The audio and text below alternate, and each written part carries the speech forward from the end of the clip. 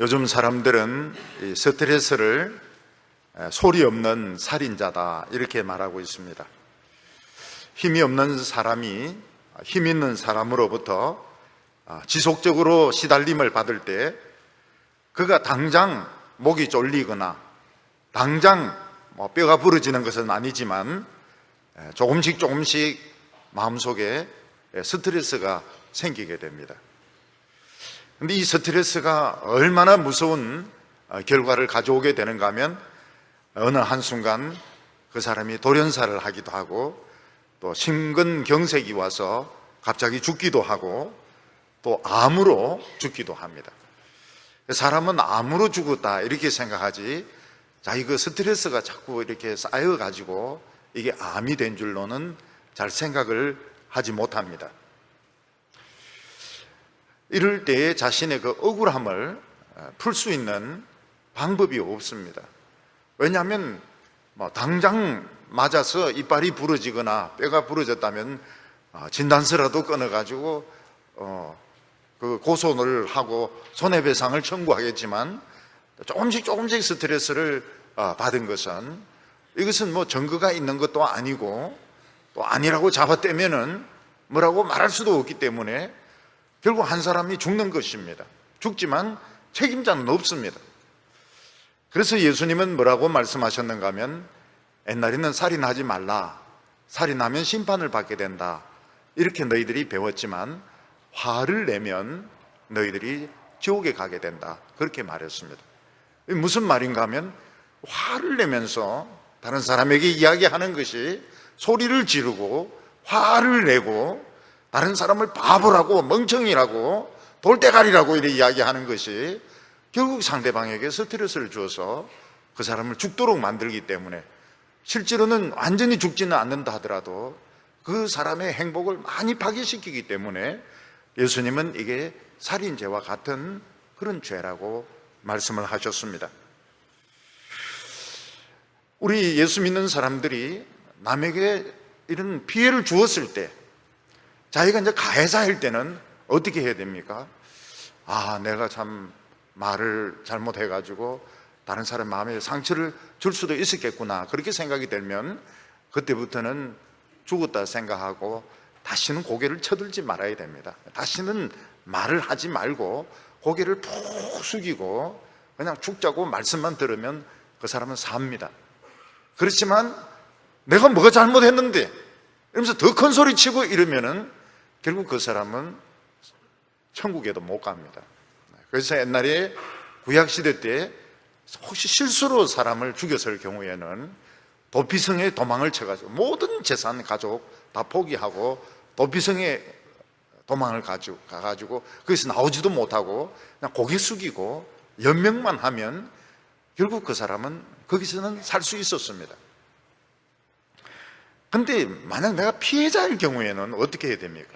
피해자일 경우에는 가해자인 경우에는 고개를 푹 숙이고 그냥 죽었다 생각하고 그냥 신앙생활을 하면 삽니다.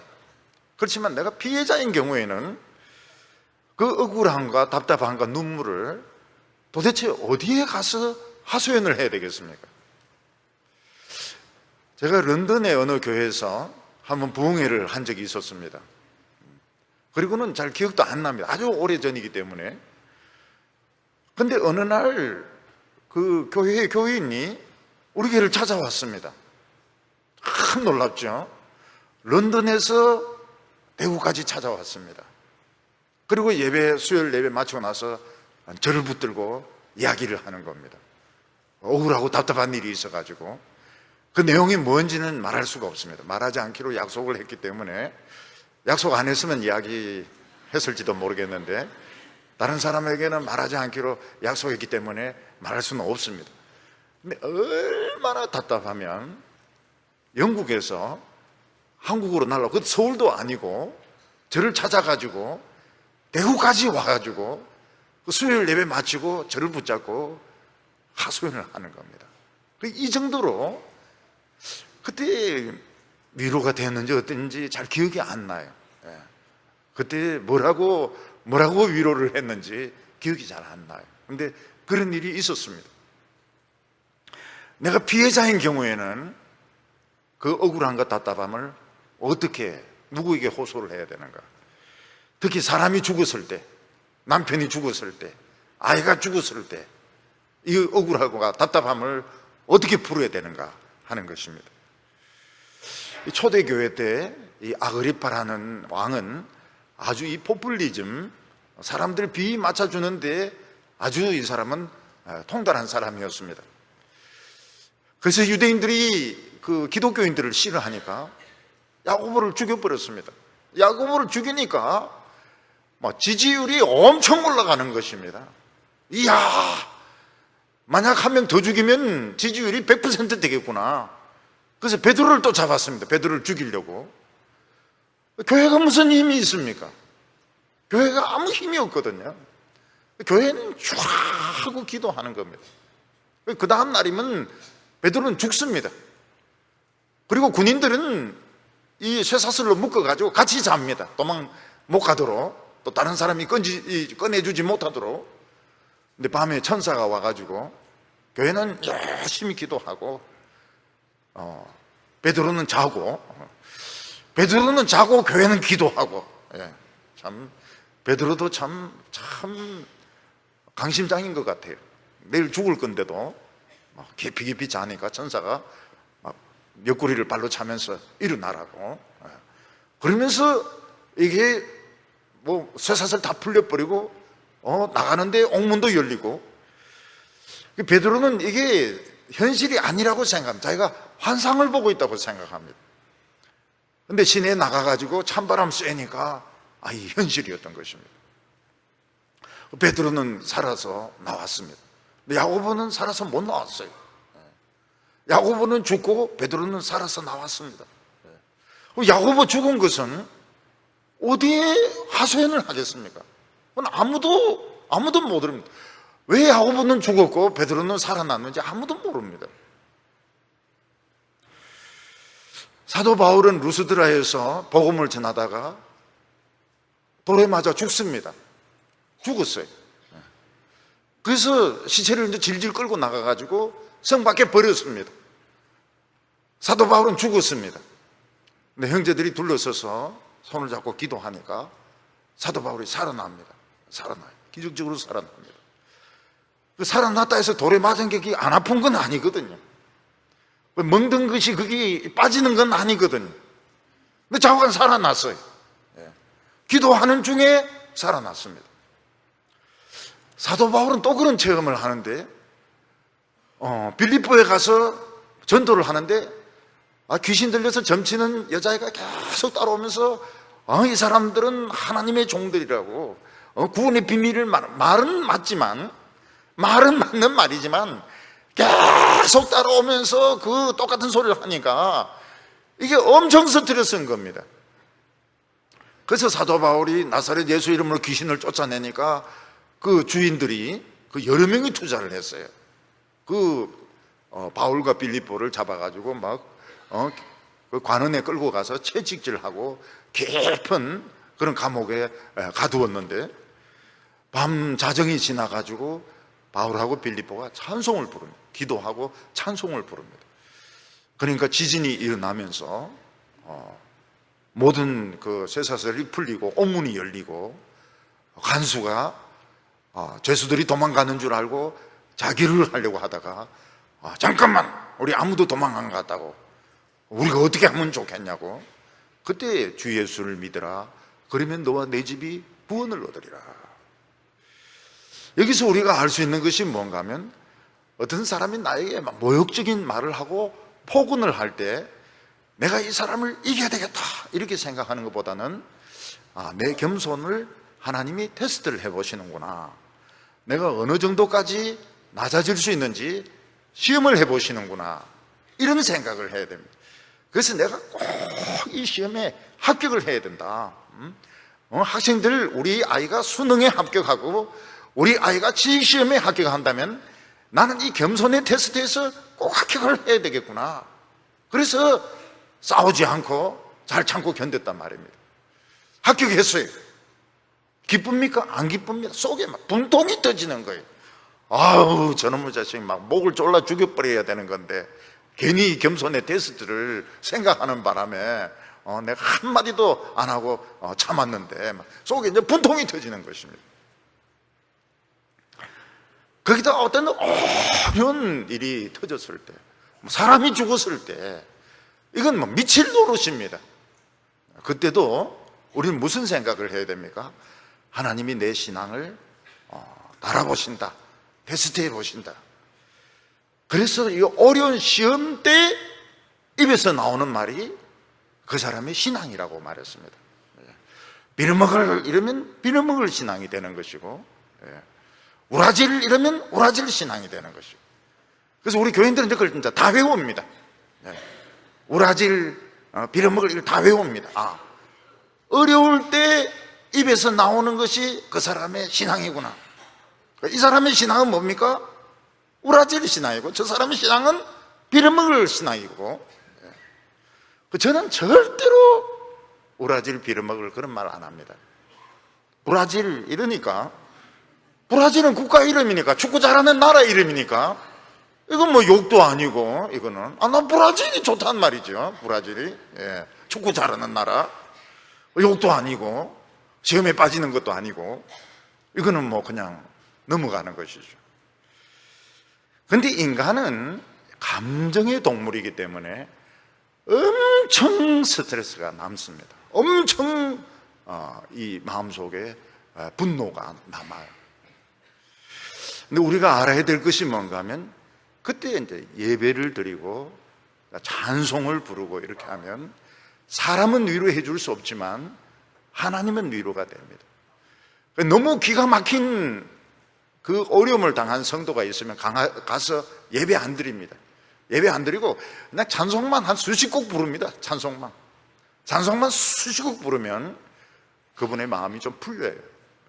그리고 분위기가 벌써 따뜻해집니다. 뭔가 하나님이 함께 하시는 그런 분위기가 이제 따뜻해지면서 같이 예배를 드리면서 힘을 얻게 됩니다. 근데 처음에는 너무 속이 상하니까 신방이고 예배고 사람 만나는 게 다 귀찮습니다.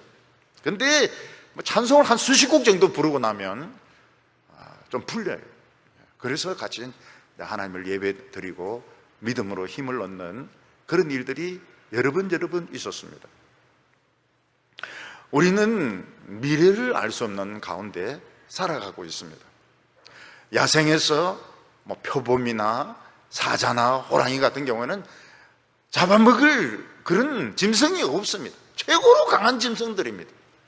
근데 그런 최고로 강한 맹수들도 그 밀렵꾼들이 쳐놓은 덫에 딱 걸리면 꼼짝 못합니다. 결국은 죽습니다. 이리 뛰고 저리 뛰고 있다가 결국 죽습니다. 근데 우리도 인생을 살다 보면 앞에 뭐가 있는지 우리는 모르고 이제 살아가거든요. 살아가다가 덫에 딱 걸리면은 빠져나오질 못하는 것입니다. 그래서 두세 사람이 모인 곳에는 나도 그들 중에 있느니라.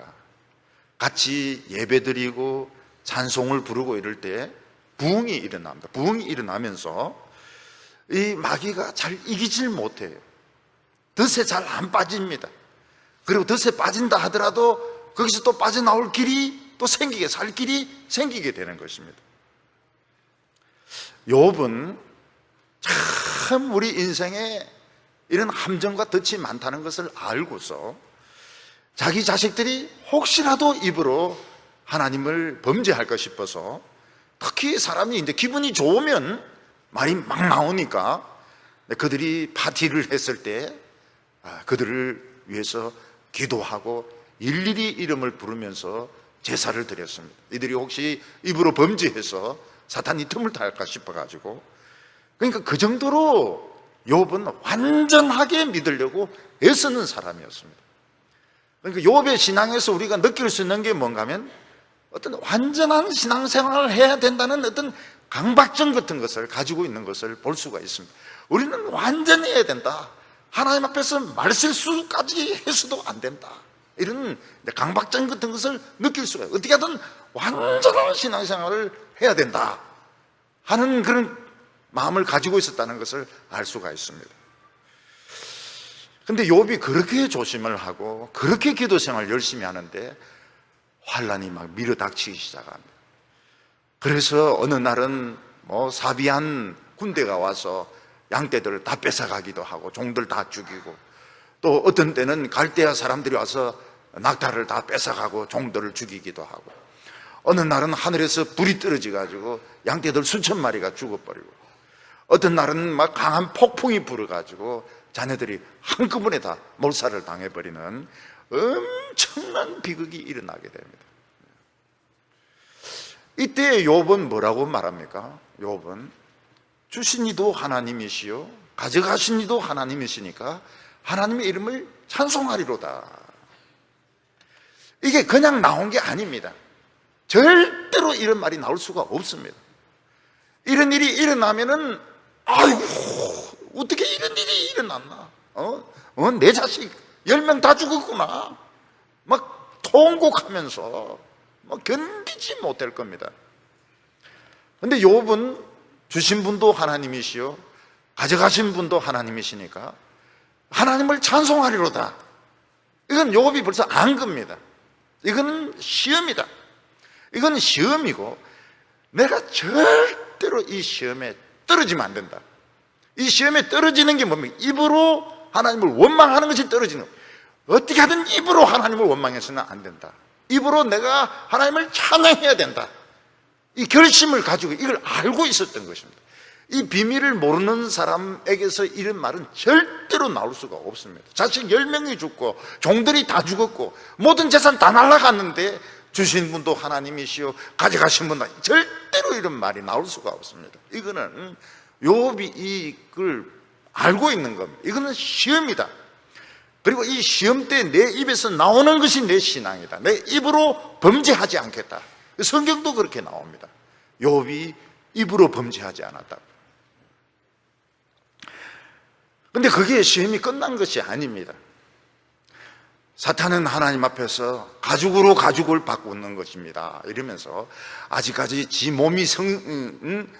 자기 몸이 성하니까 저러는 소리가 나오는 것이지, 한번 몸을 쳐보세요. 하나님 원망을 할 겁니다.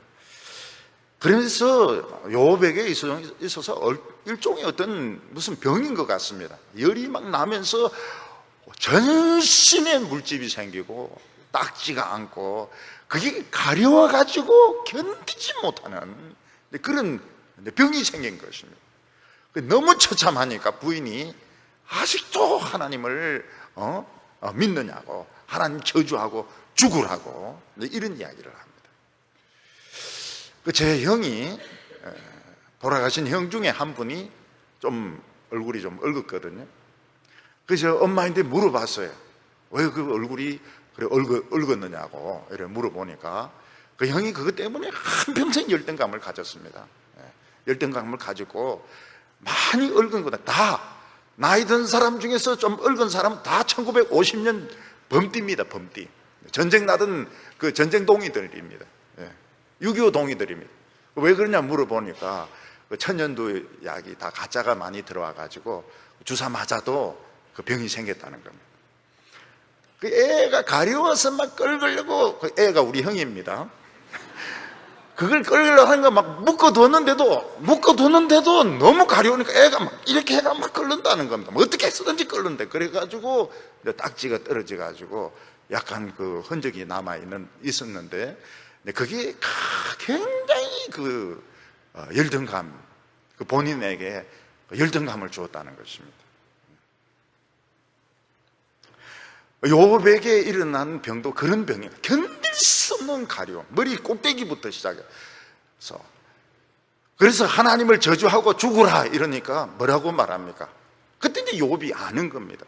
욥이 자기 문제에 빠져 있다가 아내도 있구나, 아내도 마음이 아팠구나. 그래서 당신의 말을 들으니까 어리석은 여자의 말과 같다고. 당신은 어리석은 여자가 아니라는 겁니다. 우리가 이 말만 들으면 욥의 부인은 소크라테스 부인 같은 악처구나 이런데 그게 아닙니다. 욥의 부인도 너무너무 자기 자식 10명 죽고 그게 얼마나 마음이 아파. 근데 욥은 부인이 있는 줄도 몰랐던 겁니다. 자기 문제에 너무 빠져 있어가지고. 근데 부인이 막 폭발을 하니까 당신도 있었구나. 당신도 그렇게 마음이 아팠구나. 당신은 그런 여자가 아닌데 어리석은 그런 여자 같은 말을 한다고 하면서 그동안 우리가 하나님의 축복을 많이 받았기 때문에 우리 안 좋은 것도 좀 받아야 된다고 그런 대답을 합니다. 이게 그냥 나온 말이 아닙니다. 욥은 신앙의 핵심을 알고 있습니다. 신앙의 핵심이 무엇인가 하면 어려울 때 그 입에서 나오는 말이 그 사람의 신앙이다. 신앙이다. 그래서 무슨 일이 있어도 나는 입으로 범죄하지 않겠다. 그리고 부인하고 싸우면은 누가 좋아하겠습니까? 부인이 그 말을 했다고 해서 부인을 묵사발 만들면은 누가 좋아하겠습니까? 결국 사탄만 좋아하는 거거든. 그러니까 당신이 하는 말은 어리석은 여자의 말과 같다 하는 말은 이 믿음 없는 여자야. 어떻게 그런 말을 하냐, 그런 뜻이 아닙니다. 내가 당신이 있는 걸 내가 생각을 못했다고. 당신도 굉장히 마음이 많이 아프고 참 너무 고통스러워서 그렇게 말을 하는 건데 내가 이해를 한다고 그런 뜻으로 해석을 해야 이게 맞는 것입니다. 그래서 욥은 이겼습니다. 근데 사탄은 안 나와요. 욥기에서 사탄은 안 나옵니다. 사탄은 끝났어요. 완전 패배를 했습니다. 근데 욥의 그 상한 마음, 욥의 상한 마음, 속상한 것은 어떻게 해야 됩니까? 이게 문제인 겁니다. 욥은 시험에서 합격했지만 너무 괴로운 마음이 남아있는 겁니다. 이걸 어떻게 이것을 풀 수 있을 것인가? 이걸 어떻게 하나님 앞에서 해결할 수 있을까? 이게 욥기 전체의 이제 흐름을 주도하게 되는 것입니다. 그래서 욥의 부인도 이제는 빠집니다. 사탄도 이제 빠집니다. 이제는 욥이 어떻게 이것을 수습을 해 나가야 되는가? 이 상한 마음, 시험에는 이겼지만 이 엄청난 이 상처, 이 피가 막 질질 흐르고 마음속에 피가 흐르고 있고 너무너무 괴로운 자신의 이 상실감, 자기의 이 비참함, 이걸 어떻게 수습을 해 나가야 되느냐 하는 것이 욥기가 앞으로 풀어야 될 문제인 것입니다. 오늘 여기 첫 번째로 보면 욥의 이제 세 친구가 방문하는 것을 볼 수 있습니다. 욥에게 큰 재앙이 생겨서 욥이 굉장히 불쌍하게 되었다 하는 소식이 먼 곳에 있는 욥의 그 절친 세 사람 귀에도 들리게 되었습니다. 그래서 이 세 친구가 서로 연락을 해가지고 우리가 욥을 찾아가서 우리가 욥을 좀 위로하자. 그래서 이제 서로 날짜를 정해가지고 욥을 찾아오게 된 것입니다. 그런데 그들이 욥을 이렇게 찾아왔는데 욥을 알아보지를 못했습니다. 욥이 너무 변해 있어가지고 얼굴도 시커멓게 변하고 온몸에 닦지가 않고 머리도 막 밀어버리고 옷도 다 찢어져 있고 이러니까 이게 옛날 우리 친구 욥이 아닌 거예요. 이 완전히 이거는 이건 뭐 거지고 거지 중에서도 이 완전히 망한 거지고 우리 친구가 아닌 거예요. 그래서 알아보지 못하고 누구냐고 이래 보니까 욥이라는 거예요. 그 자세히 이래 보니까 욥이 맞아요. 그러니까 세 친구가 기가 막혀가지고 전부 옷을 다 찢고 막 울고 그리고 하늘에 재를 막 집어 던지면서 온 머리에 재를 다 뒤집어 쓰고 그리고 이제 옆에 주저앉아 있었던 것입니다. 근데 이게 남의 이야기가 아닙니다. 우리 교인들 중에서 누가 중환자실에 누가 입원해 있다. 그래서 이제 시간 맞춰가지고 들어가지 않습니까? 못 찾습니다. 뭐 보고 찾는가 하면 그 이름표 보고 찾습니다. 너무 변해 있어가지고. 아니, 옛날에는 얼굴도 참 괜찮았는데, 옛날도 괜찮고, 얼굴도 참 괜찮고, 살도 좀 있고 이랬는데, 그 중환자실에 그냥 한두 주 있는데 너무 마르고, 너무 변해 있어가지고, 얼굴만 가지고는 우리 교인을 못 찾아요. 결국은 이제 이름표 보고 이제 확인해 보다 보면, 이분이 우리 그 집사님이시구나. 이분이 우리 권사님이시구나. 기가 막힙니다. 그래 막 입에서 저주가 나올라 그래요. 이 병이 이게 뭔데? 병이 네가 뭔데 우리 집사님, 우리 권사님을 이렇게 만드는, 입에서 막 욕이 나올라 그래요. 이거 보면 맞아요. 너무 변해 있습니다. 욥의 세 친구가 신방을 놨습니다. 요거는 맞습니다. 요건 맞습니다. 어려움 당했을 때 아무도 만나고 싶지 않습니다. 신방 오지 마라 그래. 신방 오지 마라 그러고 커튼 쳐놓고 밥도 안 먹고 그냥 방 캄캄하게 해가지고 있습니다. 근데 신방을 간 것은 맞습니다.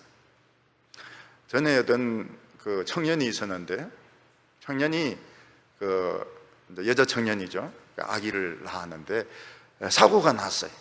사고가 나가지고 아기가 정상적인 아기가 되지 못했습니다.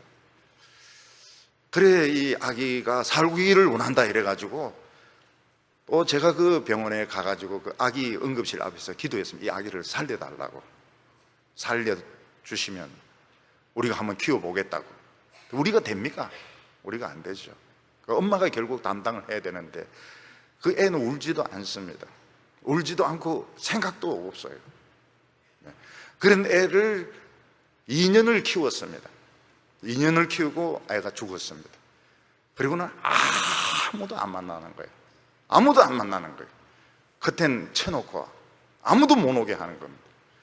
그래서 제가 여자친구들 보고 그렇게 할래? 응? 옛날에 같이 전도도 하고 같이 캠프도 하고 이랬는데 그렇게 할래? 응? 그랬더니 간 겁니다. 가가지고 문을 강제로 열고 들어가 커튼 다 치고 다 제쳐놓고 햇빛 들어오게 하고 왜 이런 식으로 사냐고 그러면서 이제 조금씩 이제 얼굴이 풀리게 되고 나중에 이제 아기를 2명을 더 낳았습니다. 아기를 2명을 더 낳아가지고 큰애 딸은 이게 뭐라고 하는지 모르겠어요. 이거 실로폰이 아니고 이 큰 거 이걸 전공을 해가지고 음악을 하고 있는데 한번 우리 교회에서 이거 한번 하고 싶어도 그 운반하는 게 보통 힘들지 않다고 그래요. 신방을 하는 게 맞습니다. 근데 할 말이 없는 거예요. 너무 기가 막혀가지고. 그래서 7일을 그냥 같이 앉아 있습니다. 먹지도 않고 자지도 않고 그냥 앉아 있습니다. 2장 11절 보면 그때에 욥의 친구 세 사람이 모든 재앙이 그에게 내렸다 함을 듣고 각각 자기 지역에서부터 이르렀으니 곧 대만 사람 엘리바스와 수아 사람 빌닷과 나아마 사람 소발이라. 그들이 욥을 위문하려 하여 서로 약속하고 오더니 눈을 들어 멀리 보매 그가 욥인 줄 알기 어렵게 되었으므로 그들이 일제히 소리 질러 울며 각각 자기의 겉옷을 찢고 하나님을 향하여 하늘을 향하여 티끌을 날려 자기 머리에 뿌리고. 이 대만은 그 에돔에 있는 지역 이름입니다. 거기 사람 엘리바스, 그리고 수아와 나아마는 아라비아 지역에 있습니다. 그러니까 이 에돔과 아라비아에도 아주 신앙이 아주 좋은 이런 그 욥의 절친한 친구가 거기에 있었던 것입니다. 이들이 욥을 찾아왔습니다. 신방을 왔습니다. 신방을 왔는데 너무 욥이 비참하니까 그냥 말을 못하는 거예요. 그래서 막 그냥 소리만 지르고 옷을 찢고 머리에 흙을 뿌리고 그리고 일주일 동안 아무 말 안 하고 그냥 같이 앉아 있습니다. 이것은 맞는 겁니다. 이것은 맞는, 고통당한 성도들이 있을 때 교회에서 목사님이나 전도사님이나 권찰이 찾아가는 것은 맞습니다. 뭐 우리가 가서 뭘 하는데, 우리가 가는 게 아닙니다. 하나님이 가는 겁니다. 하나님이 찾아가는 거기 때문에 문을 열어줘야 됩니다. 너희를 영접하는 자는 나를 영접하는 것이고 나를 영접하는 자는 나를 보내신 하나님을 영접하는 것입니다. 하나님이 오시는 거기 때문에 영접해서 같이 있는 것이 맞습니다.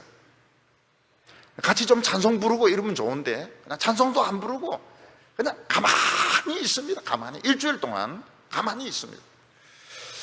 어떻게 보면 그렇게 하는 것이 나은지도 모르겠어요. 어떤 사람은 괴로운 사람을 이중삼중으로 괴롭히는 사람이 있습니다. 그래 교통사고 당해가지고 누워있는 이 사람에게 이 사람아, 그래 11조도 안 내고 금요기도에도 안 오고 주일날도 살살 빠지고 이러더니 그렇게 안 됐나 이러면서, 그러면 진짜 괴롭습니다. 그 아픈 사람을 그냥 가만히 그냥 내버려 두고 그냥 가만히 그냥 그 사람이 그냥 이야기하도록 내버려 두면 되는데, 그냥 자기가 뭐 안다고 이야기를 해가지고 아픈 사람을 막 그냥 더 괴롭히는 사람이 있습니다. 그건 좋지가 못해요. 그냥 가만히 두는 것입니다. 일주일 동안 그냥 있습니다. 왜 그런가 하면 욥은 성미를 했지만 돌이킬 수가 없지 않습니까? 자식들 10명이 살아오지 않지 않습니까? 종들이 돌아오지 않습니까? 양은 포기를 하고 소나 낙타는 포기를 한다 하더라도 아들 10명은 돌아오지 않고 그 종들은 살아서 돌아오지 않지 않습니까? 그러니까 이게 회복이 안 되는 거거든요. 그러니까 아무도 말을 못 하는 것입니다. 그 일주일 있고 난 뒤에 욥이 이제 위로를 받습니다. 같이 3명이 그냥 가만히 있으면서 욥이 위로를 받습니다. 그래서 이제 욥이 드디어 이야기를 하기 시작합니다. 욥이 처음으로 한 말이 찾아와 주어서 고맙다 그런 말도 아니고, 내가 이런 모습을 보여줘서 미안하다 그런 말도 아니었습니다. 욥은 지금 자기가 지금 이렇게 되어 있는데, 지금 이 욥이 지금 처음으로 한 말이 뭔가 하면, 내가 이 세상에 태어난 것이 참 미안하다, 내가 태어나지 않았으면 좋겠다, 좋았을 뻔했다 하는 그 이야기를 하기 시작합니다. 그래서 오늘 두 번째 이야기가 뭔가 하면 욥이 자기의 생일을 저주하는 내용입니다. 3장 1절부터 보면 그 후에 욥이 입을 열어 자기의 생일을 저주하니라. 욥이 입을 열어 이르되 내가 난 날이 멸망하였더라면, 사내 아이를 배웠다 하던 그 밤도 그러하였더라면, 그 날이 캄캄하였더라면, 하나님이 위에서 돌아보지 아니하셨더라면, 빛도 그 날을 비추지 않았더라면, 어둠과 죽음의 그늘이 그 날을 자기의 것이라 주장하였더라면, 구름이 그 위에 덮였더라면, 흑암이 그 날을 덮었더라면. 욥은 참 문장력도 뛰어납니다. 우리 같은 사람은 죽었다 살아나도 이렇게 말을 잘 못합니다. 우리 그냥 태어나지 말았어야 되는 건데 왜 태어났을까 이런데, 욥은 막 문장력이 책을 많이 읽은 것 같아요. 그래서 사내 아이를 배웠다는 그날이 오셨더라면, 날이 캄캄했더라면, 빛도 그 날을 비추지 않았더라면, 이러면서 자기 그 생일을 저주를 했습니다. 우리는 보통 생일이 되면 생일 축하를 합니다. Happy birthday to you. Happy birthday to you. 생일을 축하합니다. 당신이 이 세상에 태어난 것을 축하합니다. 욥은 자기의 생일이 저주받았으면 좋았을 뻔했다는 것입니다. 욥이 태어난 집이 부자였던 것 같아요. 그래서 욥의 그 어머니가 아기를 낳으려고 할 때 온 집에 이제 불을 다 켜놓고 환하게 만들어가지고 이제 아기가 나오려고 한다고 막 사람들이 전부 기대를 했던 것 같습니다. 그리고 그날은 막 달도 휘영청 밝았던 것 같아요. 마치 이 아기의 탄생을, 이 부잣집에 이 아들이 태어나는 것을 축하하는 것처럼 달도 막 밝았던 것 같습니다. 하나님께서도 저 하늘에서 이 아기의 출생을 돌아보시면서 이 잘생긴 아기가 무사히 잘 태어나도록 하나님께서 도와주셨던 것 같아요. 그래서 욥은 잘 태어났던 겁니다. 진통도 막 길지도 않고 못생기지도 않고 막 달덩이 같은 이 잘생긴 애가 태어났던 것입니다. 근데 욥이 이제 지금 생각을 해보니까 자기 인생은 그런 기대나 그런 사람들의 축복을 받을 인생이 되지 않는다는 것입니다. 자기는 그 종들에게 피해나 잔뜩 끼치고 자기가 태어났기 때문에 그 자식들 10명이나 그냥 죽어버렸고, 그래서 욥은 내가 너무 남에게 피해를 많이 주었기 때문에 내가 태어난 것이 미안하다. 내가 태어난 날 그날이 참 저주받은 날이었더라면, 그날 내가 죽었더라면 참 좋지 않았겠느냐. 나는 너무 사람들에게 피해를 많이 주었다. 미안하다. 그런 생각을 가지고 있는 것입니다. 이것은 욥이 지금 난 지금 죽어야 되겠다, 난 지금 살고 싶지가 않다, 이거보다는 낫지만은 참 난 내 인생이 실패다, 내가 태어난 것은 참 미안한 일이다, 이렇게 말하는 것은 옳지가 않습니다. 욥이 자기 생일을 저주한 것은 틀린 것입니다. 왜냐하면 이 세상에 태어나지 말아야 될 사람은 아무도 없습니다. 정말 그 흉악범이 되어가지고 여러 사람을 죽이고 결국 사형을 당한 이런 사람이야말로 태어나지 말았어야 되고, 예수님은 가룟 유다에 대해서는 저 사람은 태어나지 않는 것이 좋을 뻔했다, 이렇게 말씀하셨습니다. 그런데 우리 성도들 중에서는 태어나지 말았어야 될 사람은 한 명도 없습니다. 우리는 잘 태어났습니다. 우리는 전부 너무너무 잘 태어났습니다.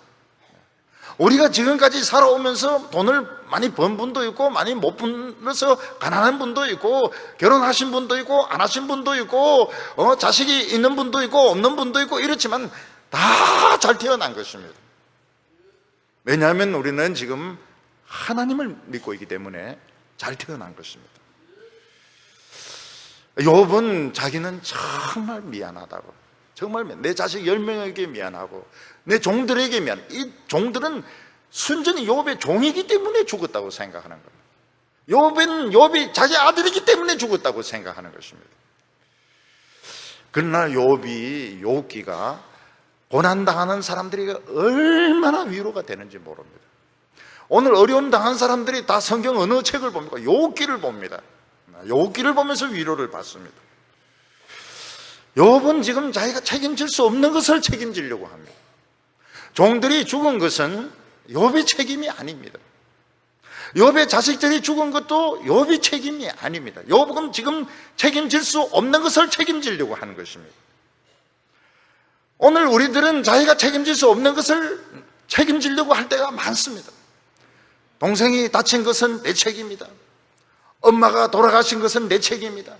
엄마에게 중풍이 온 것은 내 책임이다. 자기가 책임질 수 없는 것을 자꾸 책임지려고 하고 있습니다. 왜냐하면 이게 인간의 감정입니다. 이거 어쩔 수가 없어요. 인간은 감정의 동물이기 때문에 어쩔 수가 없습니다. 그러나 이것은 욥의 책임이 아닙니다. 이건 하나님이 책임을 지실 문제지 욥의 책임이 아닙니다. 3장 8절을 보면 나를 저주하는 자들 곧 리워 야단을 격동시키기에 익숙한 자들이 그 밤을 저주하였더라면, 리워 야단은 악을 말하기도 하고 뱀을 말하기도 하고 용을 말하기도 합니다. 잠깐, 파충류는 틀림이 없습니다. 파충류는 틀림이 없는데 용을 부를 때도 있고 악을 부를 때도 있고 뱀을 부를 때도 있습니다. 그런데 이 리워 야단이 이 불행을 일으키는 그런 나쁜 존재라고 생각하고 있습니다. 그러니까 사람들 중에서 이 리워 야단을 조종을 해가지고 불행을 일으키는 이런 검은 마술사들이 있었던 것입니다. 이 검은 마술사들, 검은 마법사들이 왜 그날 마술을 안 부리느냐는 거예요. 그날 이 리워 야단, 이 뱀이 막 요동을 치게 해가지고 나를 그날 죽게 해버렸더라면 이런 일도 안 생기는 거 아니냐, 그런 이야기를 하고 있습니다. 욥은 자기가 사산에서 죽었더라면 좋았을 뻔했다, 이렇게 말하고 있습니다. 3장 10절부터 12절까지 보면 이는 내 모태의 문을 닫지 아니하여 내 눈으로 환난을 보게 하였음이로구나. 어찌하여 내가 태에서 죽어 나오지 아니하였던가. 내 어머니가 해산할 때에 내가 숨지지 아니하였던가. 어찌하여 무릎이 나를 받았던가. 어찌하여 내가 젖을 빨았던가. 참 욥이 자기가 젖을 빤 것에 대해서 막 후회를 합니다. 내가 엄마의 젖을 빨지 않고 금식해서 죽었더라면 참 좋았을 것을. 말도 안 되는 소리를 하고 있습니다. 여러분, 애들 보면, 아기들 보면요, 본능적으로 젖을 빱니다. 본능적으로. 욥이 지금 이 이야기하는 건 이 지정신이 아닙니다. 아기들 태어나면 막 본능적으로 젖을 쫙쫙 빨고 젖이 안 나오면 막 울어댑니다. 얼마나 우는지 몰라요. 왜냐하면 이 아기도 본능 속에 살아야 되겠다 하는 그런 마음이 있기 때문에 그 막 말릴 수가 없습니다. 젖을 빠는 것을. 아기들은 등에 업혀도 딱 잡습니다. 얼마나 이 손의 힘이 큰지 몰라요. 엄마나 이모 머리 딱 잡으면 나라 해도 절대로 안 났습니다. 이거 자기가 떨어질 줄 모르기 때문에 이거로 믿을 수가 없으니까 그 포대기로 믿을 수 없으니까 머리를, 그래서 애기 엄마들이 머리를 짧게 자르는 겁니다. 얼마나 아기들이 머리를 잡고 막 안 들어, 엄마 머리가 말에 갈기인 줄 알고 막 자꾸 늘어지기 때문에 할 수 없어요. 이모들도 머리를 짧게, 애기 업으려면 짧게 잘라줘야 됩니다. 저희 집은 저희 형제들이 많았기 때문에 어머니가 다 업어서 키울 수가 없었습니다. 그래서 한 명씩 이렇게 분배를 붙입니다. 분배를. 근데 큰형이 이제 제 담당입니다. 큰형이 이제 저를 이제 업어가지고 이제 돌봐야 되는 겁니다. 엄마가 이제 집안일을 하실 동안에. 그 큰형이 이제 저를 업고 이제 나가서 보니까 애들이 축구를 하는 겁니다. 너무 축구를 하고 싶은 거예요. 그래서 이제 애를 업고 축구를 한 겁니다. 업고 막 뛰는 거예요. 뛰다 보니까 막 애가 죽는 소리가 나오는 거예요. 그 돌아보니까 애가 거꾸로 매달려가지고 다리가 그냥 거꾸로 매달리가 죽는다고 말이죠. 막 얼굴이 파랗게 돼가 막 소리를 지르는 거예요. 그때 저는 기억은 안 나지만 인생에 이제 위기를 느낀 거예요. 그러니까 욥이 뭐 엄마의 젖을 왜 빨았다고 거짓말 하지 말아요. 젖을 왜 빨아요? 그냥 지가 그냥 본능적으로 빠는 거죠. 본능적으로 빠르고 본능적으로 소리 지르고 막 자꾸 절대로 안 놓고 말이죠. 다 늙고 난 뒤에 그때 젖 빨지 말았을 걸, 그때 울지 말았을 걸, 그때 그냥 팍 죽어버렸을 걸, 응? 그때 내가 금식해 버렸을 걸. 금식은 무슨 놈의 금식입니까? 욥이 자기의 생일을 저주한 것은 맞지가 않습니다. 근데 자기 생일에게 분풀이를 하는 겁니다. 하나님에게는 분풀이 못하니까 생일에게 분풀이를 하는 겁니다. 생일에 분풀이 하는 것은 죄일까요? 죄가 아닐까요? 그건 죄가 아니에요. 왜냐면 지나가 버린 건데. 해피 버스데이 다 지나가 버린 건데, 뭐 생일 지나가 버린 건데, 그거 뭐 욕 하나 안 하나 지금 뭐 달라진 건 아무것도 없는데. 그 사울 왕이 죽었을 때에 그 다윗이 활의 노래를 쓰지 않습니까? 막 참습니다. 참다가 용사가 죽었다 막 이러다가 나중에는 그 길보아 산을 막 저주합니다. 이 길보아 산에는 이슬도 내리지 말고, 여기는 열매도 맺지 말고, 여기는 막 산을 막 저주를 합니다. 다른 데를 저주하면 죄가 되니까, 사람에게 대놓고 저주하면 저주가 이 죄가 되니까 산에 대놓고 막 욕을 퍼붓습니다. 여기는 막 씨도 뿌리지 말고 이슬도, 원래 거기는 농사가 안 되는 데입니다. 그러니까 뭐 욕을 하나하나 상관이 없어요. 오늘 여기 세 번째로 보면 욥이 그 죽음에 대해서 이 환상을 가지고 있는 것을 보게 됩니다. 이 사람이라고 하는 것이 이 죽음의 세계에 대해서 참 묘한 이 환상을 가지고 있는 것을 볼 수가 있습니다. 특히 삶이 너무 힘들 때는 막 죽음이 참 좋을 것 같은, 각 죽어버리는 것이 참 좋을 것 같은, 편할 것 같은 이런 환상을 가지게 되는데, 그것은 굉장히 잘못 생각하고 있는 것입니다. 3장 13절부터 보면, 그렇지 아니하였던들 이제는 내가 평안히 누워서 자고 쉬었을 것이니 자기를 위하여 폐허를 일으킨 세상 임금들과 모사들과 함께 있을 것이요, 혹시 금을 가지고 은으로 집을 채운 고관들과 함께 있을 것이며. 욥은 지금 너무 이 세상 환란이 가슴에 벅차고 감당할 수 없으니까 자기가 그냥 그 태어날 때 죽어버렸더라면 지금 이제 그 시체들이 이제 쭉 누워 있는데, 막 폐허에서 왕궁을 일으킨 그 유명한 왕하고 나란히 누워가지고 죽어 있을 수도 있고, 온 집을 막 금으로 채우고 은으로 채우고 뭐 삼성 재벌이고 이런 시체들하고 같이 누워서 있을 거니까 참 얼마나 좋겠느냐는 것입니다. 여러분, 재벌하고 누워서 있으면 좋습니까? 재벌하고 같이 나란히 썩어가면 좋을까요? 썩는 냄새 더 지독합니다. 재벌 구더기는 살도 더 쪘어요. 근데 이제 욥이 이제 그런 환상을 가지는 것입니다. 그냥 죽어버렸으면 골치 아픈 거 다 벗어버리고 참 사람들의 앞에 창피하지도 않고, 속된 말로 쪽팔리지도 않고 그냥 막 다 일일로 그냥 누워서 그냥 썩어가면 그냥 참 좋은데 왜 살아있을까?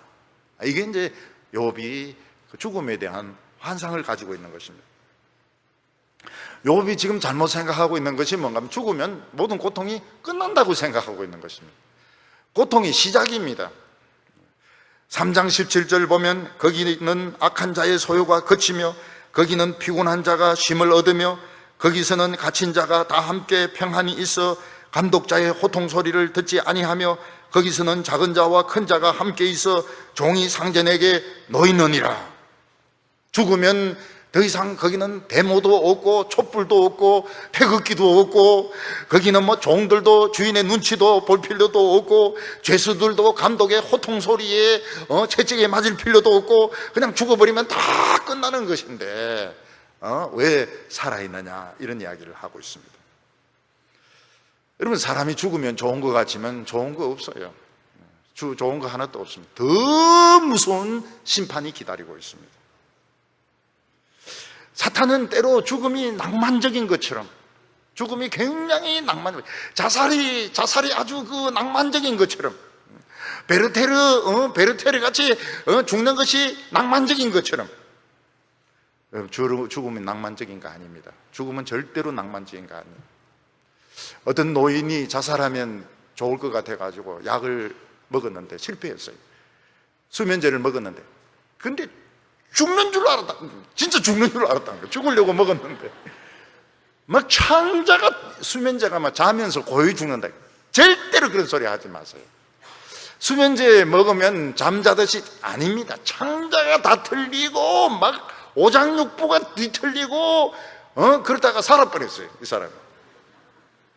그러면서 무슨 이야기를 합니까?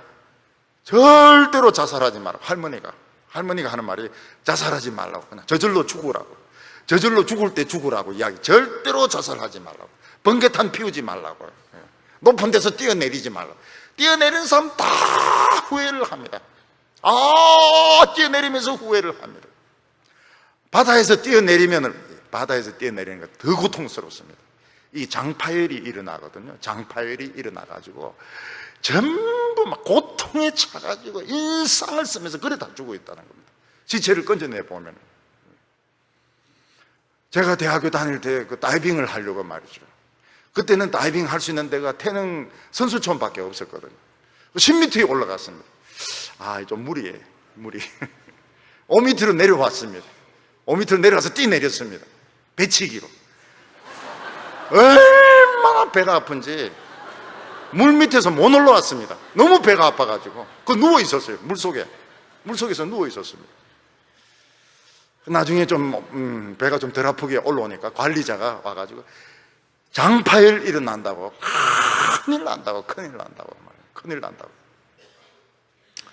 이런 배에서 뛰어내려 죽는 거, 장파열이 일어나가지고요, 전부 고통에 차가지고요, 그냥 이를 악물고 얼굴을 다 핥혀가지고, 그 자살하는 사람이 물속에서 얼굴을 다 핥혀가지고 얼굴이 엉망진창이 된다는 겁니다. 죽음은 절대로 아름다운 게 아닙니다. 살아있는 게 아름다운 겁니다. 살아있는 게 아름다운 거예요.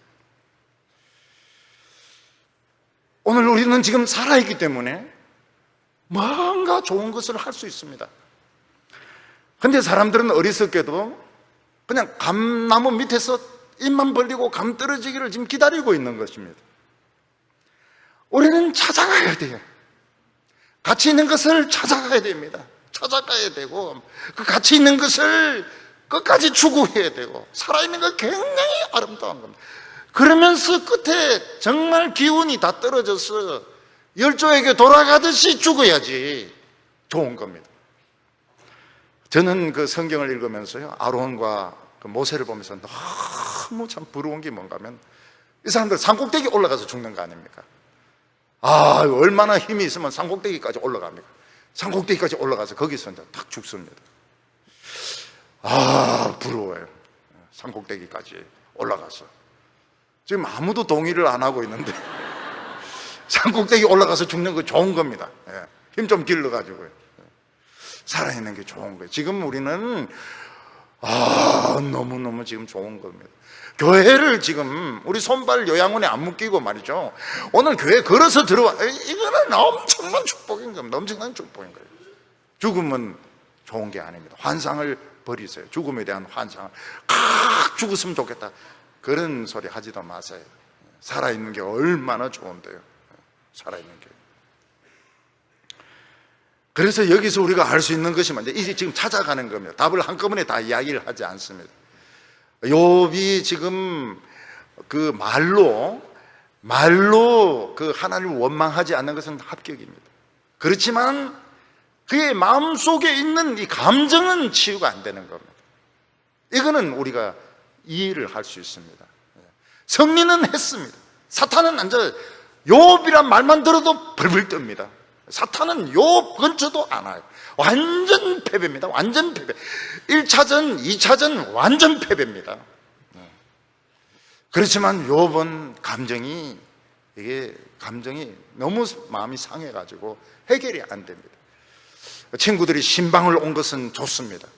근데 위로할 길이 없어요. 위로할 길이 없습니다. 그럼 같이 있는 겁니다. 그 잘한 거예요. 욥이 위로를 받았어요. 그러니까 이제 말을 하는 겁니다. 말을 하는데 생일을 저주를 해버립니다. 생일을 저주한 것은 잘한 것이 아닙니다. 욥은 잘 태어난 사람입니다. 욥은 잘 태어난 사람. 이 에돔에 이런 신에 대한 지식을 가진, 하나님에 대한 이런 탁월한 지식을 가진 사람이 있다는 것은 너무 놀랍니다. 우리는 에돔 하면 정말 못된 놈으로, 정말 악한 사람으로 생각했는데, 에돔에 이런 사람이 있었고 아라비아에 이런 하나님에 대한 지식을 가지고 있는 사람이 있었다는 것은 욥기를 통해서 드러나는 것입니다. 욥이 죽음에 대해서 환상을 가진 것은 잘못입니다. 부자하고 진시대왕하고 옆에 누웠다 해가 행복한 거 하나도 없어요. 더 안 좋습니다. 더 썩은 냄새 더 나고 좋을 거 아무것도 없어요. 이거는 틀린 것입니다. 그래서 이제 친구들이 반박을 하기 시작합니다. 친구들이 이제 반박을 하고 욥도 반박을 하고 이러면서 하나님의 뜻을 찾아가기 시작한다. 하나님 뜻은 영 엉뚱한 데서 나옵니다. 욥이 자기의 생애를 저주한다고 해서 욥의 생애를 돌이킬 수 있는가? 돌이킬 수 없습니다. 욥은 자신의 인생이 실패한 인생이라고 생각하고 있는데, 실패한 인생이고 마이너스 인생이라고 해도 돌릴 수는 없습니다. 욥은 이 상태에서 살아가야 됩니다. 욥의 인생을 대신 살아줄 사람은 아무도 없습니다. 욥은 독한 마음을 품고 지금 여기서 이 현실에서 살아가야 됩니다. 근데 욥은 살아갈 용기가 나지 않습니다. 욥은 살아갈 수 있는 자신감이 없어요. 이거는 맞습니다. 이거는 문제가 맞습니다. 이거는 풀어야 되는 것입니다. 그래서 3장 20절을 보면, 어찌하여 고난당하는 자에게 빛을 주셨으며 마음이 아픈 자에게 생명을 주셨는고, 이러한 자는 죽기를 바라도 오지 아니하니 땅을 파고 숨긴 보배를 찾음보다 죽음을 구하는 것이 더하다가 무덤을 찾아 얻으면 심히 기뻐하고 즐거워하니 하나님에게 둘러싸여 길이 아득한 사람에게 어찌하여 빛을 주셨는가? 이건 맞습니다. 욥은 죽음에 대해서 생각을 많이 했습니다. 욥은 지금 죽으려고 많이 노력을 했습니다. 그래서 금식도 해보았습니다. 높은 데서 뛰어내리려고 생각도 해봤습니다. 칼로 자기를 찌르는 것도 생각을 해보았습니다. 근데 이게 전부 뭡니까? 이게 반항인 겁니다. 하나님에 대해서 반항하는 겁니다. 그래서 욥이 할 수가 없었습니다.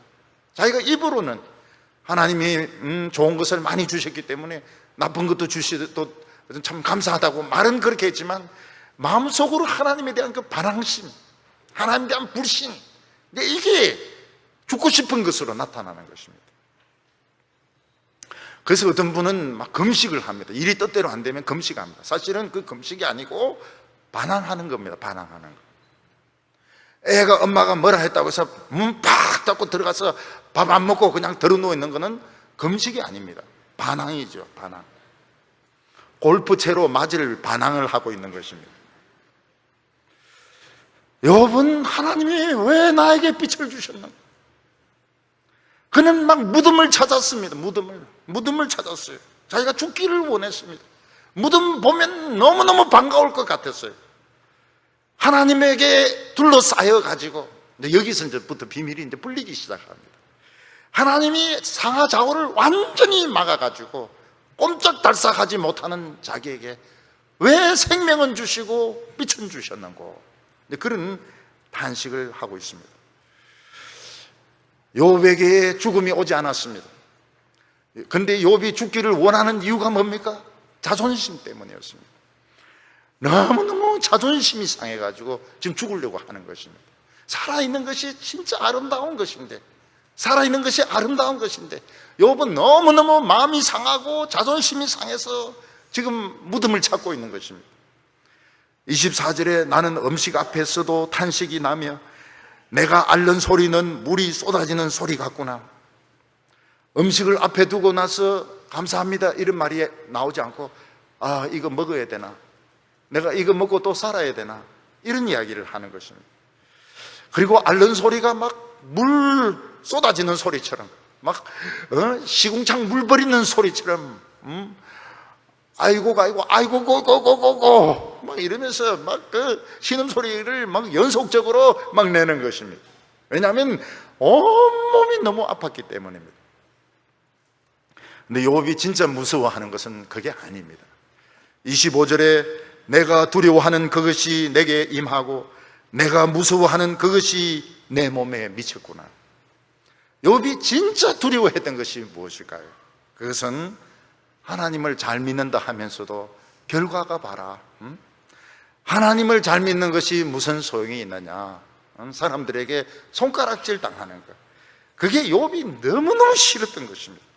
근데 그런 일 안 당하려고 그렇게 기도하고 그렇게 조심했는데 결국 그런 일이 자기에게 오고야 말았다고 말하고 있습니다.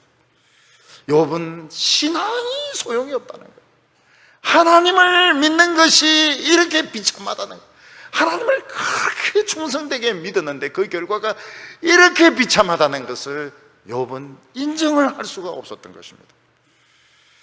욥은 자기 자신에게는 평안도 없고 안일도 없고 휴식도 없고 불안만 있다고 말하고 있습니다. 그러나 욥에게 있어서 중요한 것은 살아있는 것입니다. 욥은 아직 죽지 않았습니다. 욥은 아직도 하나님을 믿고 있습니다. 욥은 지나간 일은 잠시 내려놓고 여기서부터 새롭게 시작하면 됩니다. 하나님의 백성의 좋은 점이 뭡니까? 항상 새 출발할 수 있는 것입니다. 오늘 저녁에 새 출발을 할 수 있습니다. 다음 주일날 또 새 출발을 할 수 있습니다. 항상 새 출발할 수 있습니다. 그러나 욥은 지금 감정이 너무너무 상해 있기 때문에 새 출발할 용기가 나지 않습니다. 욥이 이 절망과 좌절을 극복을 하려면 뭔가가 필요합니다. 그게 무엇인가 하면 하나님과 만나는 것입니다. 그래서 욥은 자꾸 하나님과 만나겠다고, 하나님과 한번 따져보겠다고 이야기를 합니다. 친구들이 그렇게 야단치는데도 나는 하나님 한번 만나가지고 하나님 왜 이렇게 하셨는지 이유를 한번 들어봐야 되겠다고 생각을 하고 있습니다. 여러분, 오늘 우리의 인생을 대신할 수 있는 사람은 아무도 없습니다. 오늘 우리는 지금 여기에 있는 이 모습이 우리의 모습이고, 우리는 지금 여기서 다시 살아야 됩니다. 독한 마음을 가지고 살아야 됩니다. 근데 욥은 그럴 수 있는 힘과 자신감이 없는 것이 문제였습니다. 이때 하나님의 뜻이 어디 있는지 욥은 이제 친구들하고 토론을 하기 시작합니다. 오늘 우리 성도님들도 잘 태어나셨어요. 오늘까지 잘 살아오셨습니다. 앞으로 어떻게 살아갈 것인가? 그건 하나님하고 또 물어보시기를 바랍니다. 거룩하신 하나님 아버지, 예수님께서는 두세 사람이 내 이름으로 모인 곳에 함께 하시겠다고 말씀하셨고, 두 사람이 합심하여 기도하면 무엇이든지 다 들어주시겠다고 말씀하셨습니다. 오늘 저희들 오후 예배가 하나님의 살아있는 산 성전이 되게 하여 주시옵소서. 한량없는 성령의 역사가 부어져서 온 교인들의 마음속에 성령 충만이 임하고 능력 충만이 임하게 하여 주시옵소서. 저희들도 한때는 태어난 것을 후회하기도 했고 때로는 죽음을 매력적으로 생각할 때도 있었습니다. 하나님 아버지, 그러나 저희들은 살아야 됩니다. 오늘 저희들에게 생명을 주신 것을 감사합니다. 우리의 미래가 아름다운 미래가 되게 하여 주시옵소서. 한국은 너무나도 타락했습니다. 소돔과 고모라보다도 더 부패하여져 있습니다. 북한의 핵 문제만 염려하고 있고 경제만 염려하고 있습니다. 우상숭배와 음란을 용서하여 주시기를 원합니다. 교회의 교만과 교회의 타락을 용서하여 주시기를 원합니다. 다시 한번 저희들의 마음속에 순수한 열정이 살아나게 하여 주시고 복음을 사랑하게 하여 주셔서 살든지 죽든지 그리스도를 높여드리는 우리 온 성도들 되게 하여 주시옵소서. 예수님의 이름으로 기도하옵나이다.